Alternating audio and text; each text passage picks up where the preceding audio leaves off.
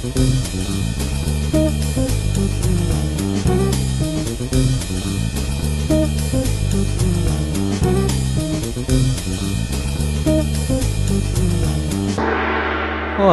welcome to my channel. I'm Nathan Buen, and this week we're going to be making chicken Parmigiana from scratch. Before we begin, I want to thank everyone who's watching, and whether you're here to learn how to cook with me, are bored wasting time, or just want to look at a delicious meal, you're in the right place.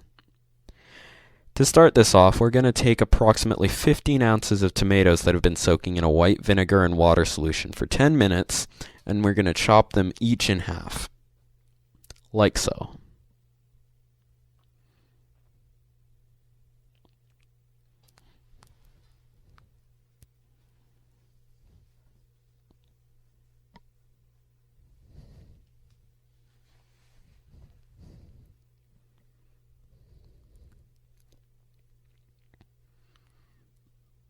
Once they're all chopped and ready to go, we're going to give them a nice tight squeeze. This is to get all of the juice out into the pan.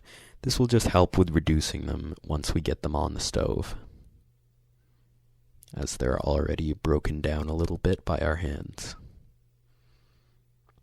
Give it a good squeeze. Make sure every little bit is out.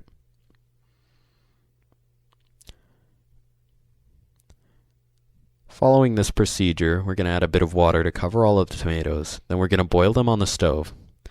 Now, while we're waiting for them to reduce by about 90%, we're going to prepare our beets, taking about 1.5 ounces, which for me is just a single one. We're going to wash and skin them before cutting them into small, more manageable portions.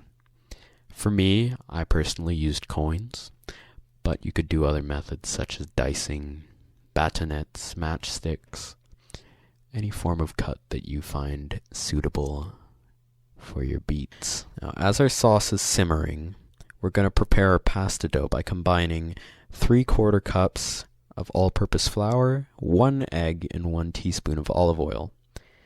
Now, if it's a little dry, you can add 1 teaspoon of water at a time. I did have to do this a little bit later, but for the time being, this was perfect. Once that's all in our bowl, we're going to mix it up by hand and then knead it on a clean, flat surface, for me, the back of my cutting board.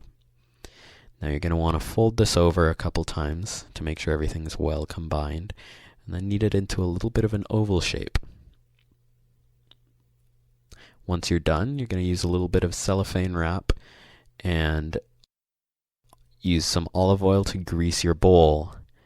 This will help prevent the dough from sticking to the bowl while we let it rest in the fridge. Place our dough inside of our bowl. Now, once we get over to the stove again, we're going to add the vinegar and beets to our tomato sauce. From here, we're going to use an immersion blender and or a food processor. I like to use both, but you can use one or the other. And we're just going to emulsify the beets and the tomatoes. Here you can see me pouring my solution into the food processor and emulsifying. From here, I'm going to peel and dice up an onion and mince 3 cloves of garlic.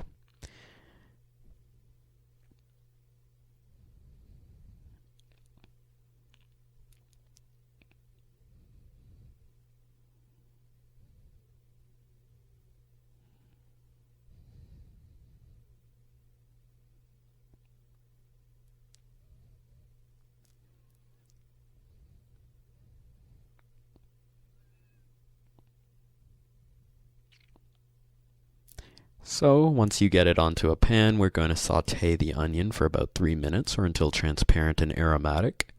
Then we're going to introduce the garlic for another 30 seconds. Then add to our sauce, seasoning with 1 or 2 teaspoons of Italian herbs, equal amount of white sugar, and a healthy dose of salt and black pepper. Moving on, we're going to chop some fresh parsley and another clove of garlic. Once we get that all nice and done, we're going to get another bowl and mix together the parsley, eggs, and garlic. Here, we're going to fillet our chicken breasts. We have 3 altogether, which will make 6 fillets. And we're going to introduce those to our egg, parsley, and garlic to marinate for at least 30 minutes. If not, you can go a whole night. For our breading, we're going to mix half a cup of Italian breadcrumbs, 1 cup of panko breadcrumbs, and about 1/2 cup of Parmesan. Into the bowl they all go. Now mix them thoroughly, along with some garlic powder. Here we're going to prepare our baking dish. And now to bread all of these lovely fillets, we're just going to cover them all the way with our breadcrumbs. And if you want to, you can double bread, but you don't have to. Now introducing them to a wok with hot oil, being careful not to burn ourselves, we're going to crisp up that breading for about 5 minutes. Here I'm shredding some full moisture mozzarella, preheating our oven to 430 degrees Fahrenheit, and topping with our sauce. We use about 1/3 of a cup per each fillet. Some of that shredded mozzarella. A healthy dose of Parmesan cheese. And 1 or 2 bay leaves, freshly cut. Now to open an oven when it's hot, you want to give it a second to release some of that hot air so you don't get burned.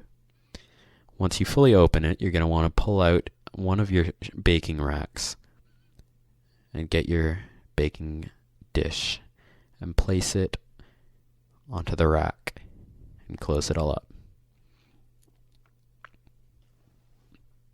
Now this is the perfect time for you to roll out your pasta, so I'm just going to dust out some flour onto my work surface. Just knead it out a little bit by hand and roll it out with a rolling pin. Now I have to cut it and roll it by hand, but a pasta machine would make this process much easier. Moving over to the stove again, we're going to salt some water, boil it up, and add our noodles to the pot. Now once we get that chicken back out of the oven, we're going to check for temperature.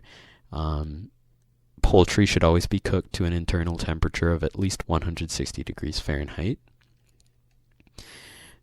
To plate our chicken parm, we're going to take a healthy dose of noodles, putting a nice little sheet of sauce right in the middle, and adding 1 nicely cooked chicken Parmesan fillet right in the middle, and putting a parsley leaf right up there.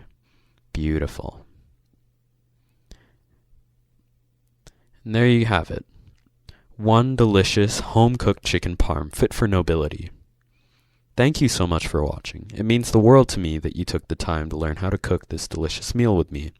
And if you enjoyed the video, I'd greatly appreciate it if you leave a like on my video. And if you have any suggestions, feel free to comment. Now, have a good day, and keep cooking fun.